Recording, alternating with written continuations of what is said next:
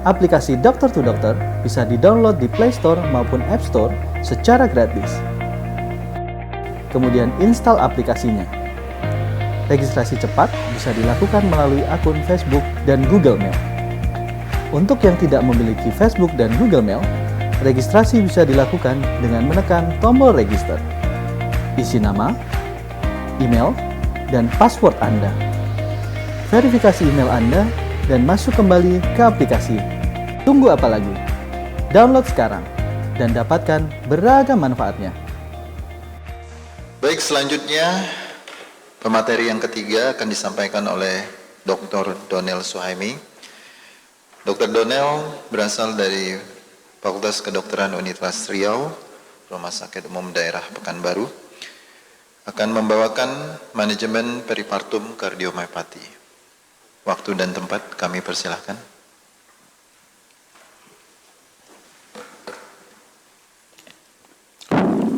Baik, terima kasih Dr. Alam, moderator. Saya diberikan tugas untuk membawakan kasus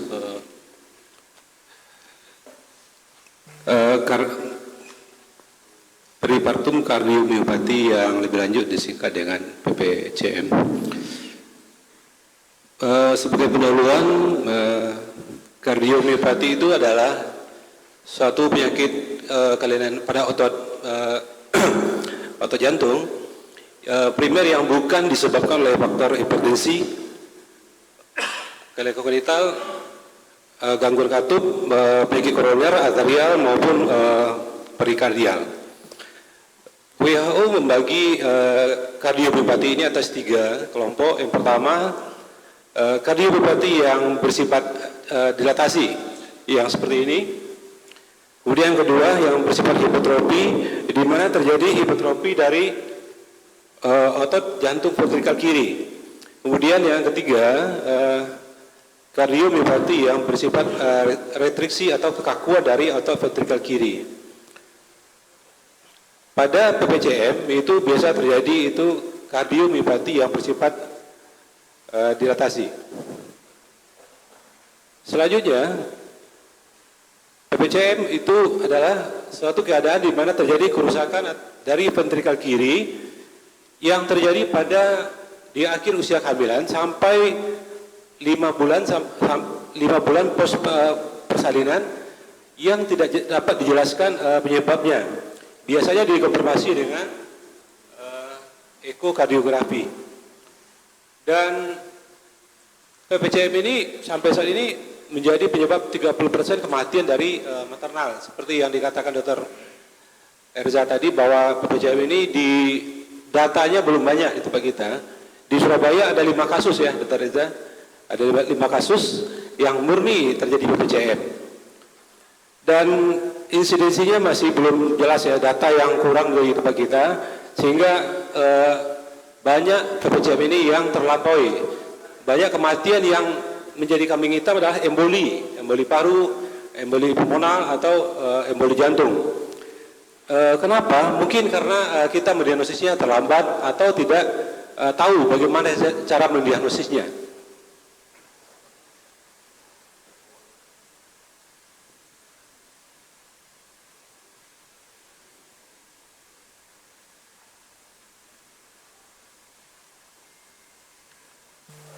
Seperti dikatakan pertama tadi, bahwa angka kematian dari PPCM ini cukup tinggi, 7-50%, dan insidensinya atau prevalensinya itu bervariasi setiap negara.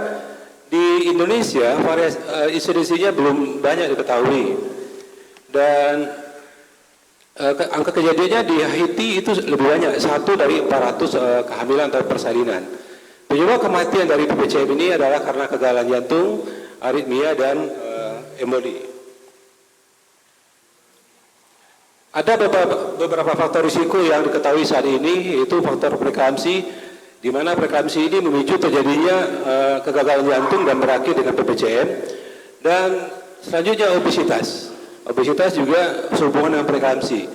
Kemudian usia pada saat wanita itu hamil, multiparitas, dan faktor ras. Dalam kepustakaan yang terakhir, bahwa ras Afrika Amerika itu lebih banyak menderita PPCM dibandingkan dengan ras yang lainnya. Kemudian faktor fisiologi. Jadi penyakit PPCM ini sampai saat ini belum ada teori yang pasti menerangkannya. Seperti preeklamsi gitu. Jadi preeklamsi masih penyakit teori. PPCM juga gitu. Ya. Ada teori yang mengatakan ada faktor dari prolaktin, ya. Kemudian placenta neogenic factor, kemudian myokarditis, kemudian autoimun. Autoimun itu teori mengatakan bahwa autoantibody dari bayi itu sendiri menyebabkan terjadinya kerusakan dari jantung ibu hamil. Kemudian faktor genetik, ya. Pada wanita yang ibunya menderita PPCM sebelumnya, waktu dia hamil maka akan berisiko untuk terjadinya PPCM. Kemudian stres oksidatif. Di sini bisa dilihat pathway-nya bagaimana terjadi PPCM itu. Pertama itu faktor dari hormon, itu faktor hormon prolaktin.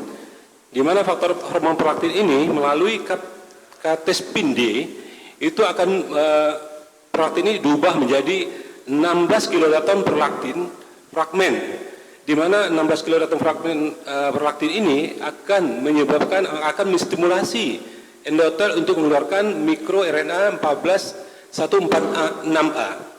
Mikro RNA 146A ini akan bersifat apoptosis atau menyebabkan kematian dari sel dari otot jantung. Kemudian yang kedua, Plasenta itu sendiri melalui hormon enzim dari soluble ST1 itu akan mengurangi VEGF dan menyebabkan terjadi kerusakan dari endotel. Kemudian akibatnya apa? Terjadi apoptosis dan kematian dari sel dari kardiomyosit itu sendiri.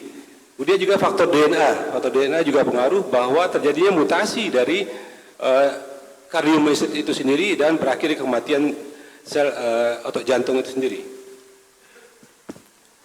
Seperti yang dikatakan tadi dari awal, dikatakan bahwa hormon prolaktin dan SLT1 ini juga meningkatkan terjadinya, di sini lihat dari grafik ini, terjadi peningkatan daripada cardio output yang dimana puncaknya itu terjadi pada usia 32 sampai 36 minggu. Dan kadar prolaktin maupun SLT1-nya juga tinggi pada usia tersebut. Dan insidensi dari PPCM ini juga tinggi pada saatnya itu terjadi pada postpartum pada 1 sampai 4 minggu. Bagaimana efek prolaktin terhadap kejadian PPCM ini? Di mana prolaktin ini akan menyebabkan terjadinya peningkatan dari kerusakan dari sel endotel. Kemudian juga gangguan dari fungsi kardiomyosit. Kemudian yang ketiga itu menyebabkan terjadinya merangsang vasokonstriksi. Kemudian juga mengindus terjadinya apoptosis sel dari otot jantung itu sendiri. Kemudian akan meningkatkan terjadinya apoptosis 1 dan mengurangi terjadinya proliferasi dari sel otot jantung itu sendiri. Ada 4 kriteria yang harus dipenuhi dari PPCM ini. Yang pertama adalah penyakit jantung yang terjadi di akhir usia kehamilan dan berlanjut pada usia 5 sampai 6 bulan postpartus. Kemudian tidak adanya penyakit-penyakit jantung yang lainnya seperti penyakit jantung katup, penyakit jantung kardiovaskular perifer lainnya, arteriol maupun koroner. Kemudian juga tidak ada penyebab-penyebab lainnya. Kemudian dibutuhkan pemeriksaan ekokardiografi di mana ejection fraction-nya yang kurang dari 45% itu merupakan salah satu gold standar untuk diagnosis dari PPCM ini. Kemudian juga terjadinya pengurangan dari LVPS dan pengurangan dari LVED yang kurang dari 2,7 cm.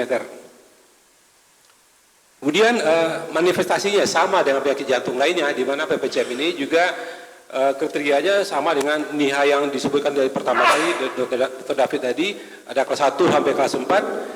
Dan juga simptomnya itu ada juga 3, ada mild, moderate, dan berat. Ini gejala-gejalanya bisa dilihat di sini. Kalau misalnya gejalanya ringan, yang mild, itu gejalanya tidak kelihatan seperti gejala orang sesak nafas ya. Kemudian yang moderate itu akan kelihatan seperti sedikit takipnu, ya, takikardi, ya. Kemudian dari gambar ronsen juga akan terjadi udem paru, ya. Kemudian pelebaran dari ventrikal kiri. Kemudian juga pemeriksaan dari laboratorium, ya. Laboratorium itu natrik uretik peptide. Itu nilainya akan meningkat. Normalnya nilai natrik uretik peptide ini adalah kurang dari 100 pikogram. Apabila nilai ini lebih dari 900 pikogram per mililiter, maka ibu ini dinyatakan sebagai ada dugaan kita penyakit PPCM. Kemudian ini poin diagnosis kita, apa aja yang bisa kita gunakan untuk mendiagnosis PPCM ini. Yang pertama itu biomarker, dapat menggunakan tadi BNP tadi, ya, dengan menilai natrit uretik peptida. Kemudian dengan ronsen torak, ya, dengan ronsen torak bisa saja pada ibu hamil ini dilakukan ronsen torak dengan melindungi menggunakan apron untuk melindungi terjadi kerusakan pada bayi. Ya. Kemudian dengan EKG, ya. Kemudian yang terakhir ekokardiografi. Jadi dengan ejection fraction yang kurang dari 45% itu sudah curiga terjadi PPCM. Kemudian juga terakhir dengan MRI. Kemudian pada wanita yang diduga PPCM, maka kita sudah melakukan pemeriksaan BNP ini, ya. Jadi BNP dan ekokardiografi. Apabila nilai BNP-nya itu abnormal, maka pasien ini diduga sebagai akut PPCM. Dan ekokardiografi yang kurang dari 45% ejection fraction-nya itu bisa diduga sebagai PPCM. Apabila fetal ekokardiografi yang kurang dari lebih dari 45%, itu maka akut PPCM itu belum tentu. Jadi mungkin bisa tambahkan dengan pemeriksaan-pemeriksaan lain untuk membantu menegakkan PPCM. Selama ini kita menemukan apabila pasien dengan PPCM tidak terdiagnosis, ya. Banyak pasien-pasien yang meninggal menjadi keranjang sampah itu emboli paru atau emboli pulmonal. Di sini banyak perbedaan antara PPCM dengan emboli pulmonal atau emboli air ketuban seperti di bawah ini. Kalau pada PPCM kita harus punya ketahui bagaimana riwayat sebelumnya. Apakah pasien menderita gejala pleuritis misalnya, kemudian juga kejadiannya juga momennya. Kalau PPCM itu momennya itu pada pre-partus atau sesudah partus. Kemudian juga biomarker, ya, terjadi peningkatan dari natrit uretik peptidanya. Kemudian ekokardiografi, itu ekokardiografi antara pasien dengan emboli paru dibandingkan dengan PPCM itu berbeda sekali. Kalau pasien PPCM itu akan terjadi pelebaran atau kerusakan dari ventrikal kiri, sedangkan pada pasien dengan emboli paru itu biasanya akan terjadi kerusakan pada ventrikal kanan, ya. Kemudian manajemennya itu tergantung keberatannya. Kalau di antepartum dengan keberatan atau yang tingkat yang lebih berat, maka kita harus melakukan terapi yang sifatnya urgen, mendadak. Bisa dilakukan sesi sesarian, ya. Tapi kalau misalnya dia tidak ada keberatan atau tidak berat, pada saat antepartum dan postpartum itu bisa dilakukan tindakan pemberian hidrazin, kemudian SC inhibitor, kemudian bisa dilakukan pada waktu yang direncanakan pada usia 34 sampai 36 minggu. Ya, seperti ini.